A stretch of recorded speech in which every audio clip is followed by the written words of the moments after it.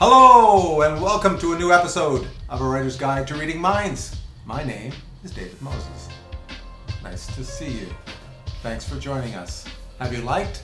Have you subscribed? Have you been watching the episodes that I've been putting up? I haven't been putting up too many lately. I'm a subscriber. What? Yeah. What? Yeah. One of many. The So, numbers are growing. I think there's at least 35, so, watch out, YouTubes. Anyways, with me today is, if you're in the Toronto, if you're in the Toronto scene, you don't know who this guy is. Or the Vancouver scene. But in the Vancouver television scene, you know this guy. He is an editor, non-pari. I'm talking about, of course, Jason Schneider. Oh, the nuts! I just trippingly off the tongue. As you know, since you're an avid watcher, I am really interested in the relationship between mind reading and storytelling. And it's very fascinating, I think, how editing is really kind of anticipating the thoughts of a viewer, or even like guiding the thoughts, influencing the thoughts of the viewer to either fulfill the expectation of the viewer or to, subvert it. I'm gonna try to play with something like that. It's what I want you to do is basically the most basic structure for a story is a beginning, the middle, and an end, unless you're Samuel Beckett, and then it's just all middle. I'd like you to think of a story that has a beginning and a middle and end, but it's only going to be in pictures. Okay. So it's going to be again, it can be super simple. Hungry guy thinks of a hamburger, goes for a walk. Okay. I don't know. Okay. That is a very compelling one to me for some reason. Yeah, no. That's Okay, good. so I'm going to look away while you do it. I'll put it there, and then you can just put it down there. Again, a super, super simple image, and I'm going to see if I can anticipate, or you can make me anticipate what the sequence is. So this is going to be the first image of your story. Okay, and I'm going to look away.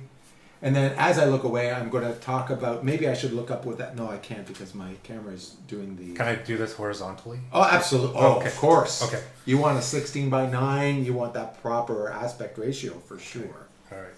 Oh, this picture is going to be embarrassing. But... No, that's good. The more embarrassing, the better. I mean, my drawing abilities. Wow, I can tell that this is going to cause us trouble. Because each of the drawings should sort of take the same amount of time. Okay. I'm just only because then it might give me unfair clues. All right. So now this is going to be the second image. This is the middle of your story. Okay. And then I'll use what I know about you to tell me what this might tell me about the kind of story you'll tell. All right. Okay. Last one. Now this is it. This is going to be the cliffhanger. This is going to be the big thing, and I have a feeling you're just writing it right out there in the open. So I'm really trying hard and here's the other thing. I'll take this moment. I know what I'll do. I'll take this moment to say to everybody without looking is that Jason and I are not in on anything. Jason had no idea. This wasn't even the experiment that we were going to do today, but it felt like it was a great opportunity to work with an editor. And have that idea of cutting between images to tell a story. So, this is going to be so good. No, this is not. This doesn't even make sense. Cannot wait to find out what this story is going to be. This doesn't even make sense to me. Oh, okay. Oh, good. That's all right. Is that okay? Well, it can be, a film from Winnipeg. Okay, down? All right, so now I can't see anything, and now you can just mix them up. So we don't know. And so what I'm going to do is I'm going to try to figure out is which image is the first image, which is the second, which is the third. Okay? All right.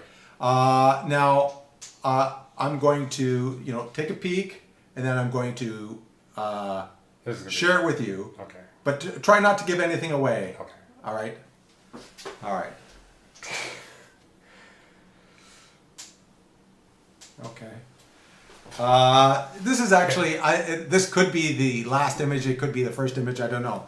All right, so that, okay, here we go here. Can I don't know if this makes sense in the proper sequence. But that's okay. Well, it gives us the emotional context for it, maybe? Okay. Yeah, sure. No?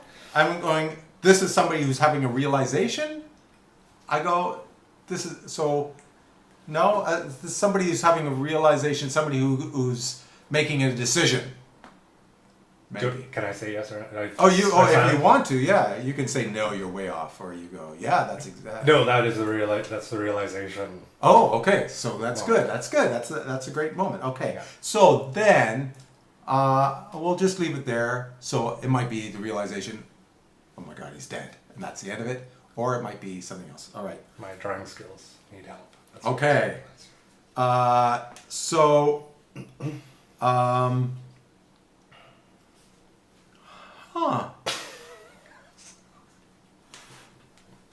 So here's, we're going to get that there. Thank you. So there we go. There's this one. Okay, so this is action. This is action packed. This isn't messing around. Yeah. That is accurate. There's action. I'm going someplace and there's somebody else with me. Maybe I'm going to pick up somebody. Maybe I've got to pick up my kids from school. Maybe but it looks like there's a little bit of I don't know. There seems to be arm action. Maybe it's maybe it's a dance or a hug or a gun fight. I'm going to say this makes more that this is. I don't know what this one is, but either this is definitely the middle. This face for me is definitely middle. Yes. That is middle. Okay, and then we have this is either a beginning or an end. Yeah. And so, great.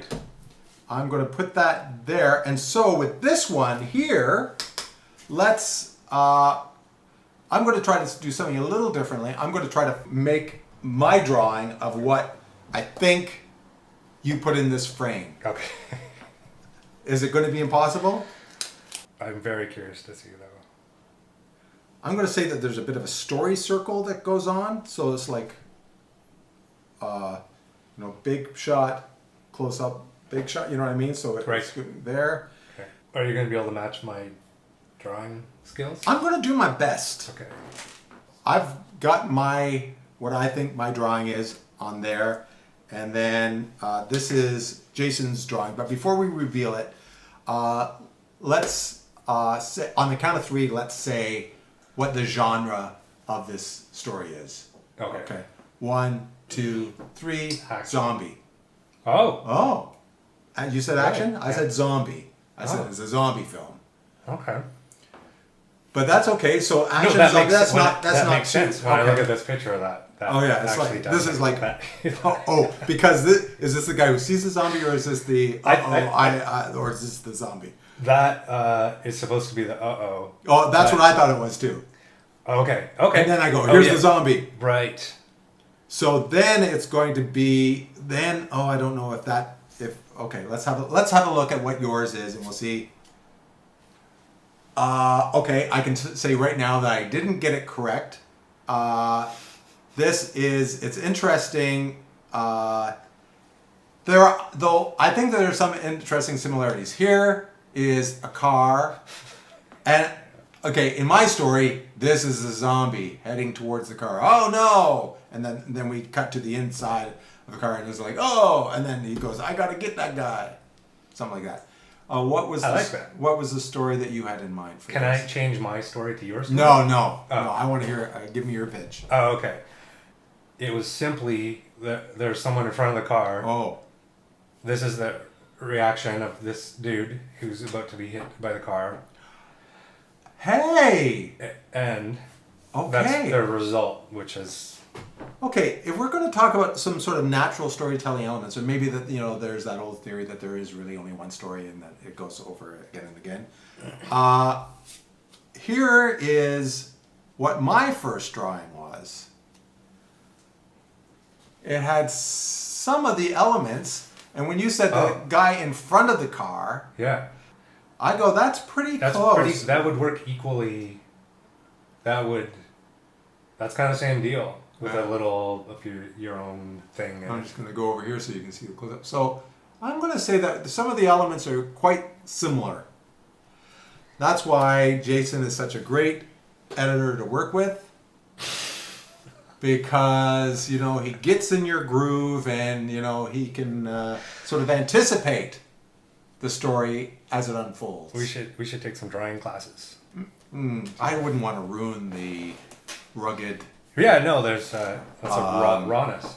the rawness Yes, of that, I like it. the kinetic rawness. I'm going to say kinetic. Anyway, so there we go. There is an episode of A Writer's Guide to Reading Minds. I don't mind that. That was interesting. I mean, it might be a little dull for you folks out there, but I enjoyed that. I enjoyed that very much. I would like to do that again. I mean, Yeah.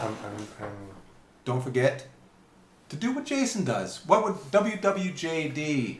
What would Jason do?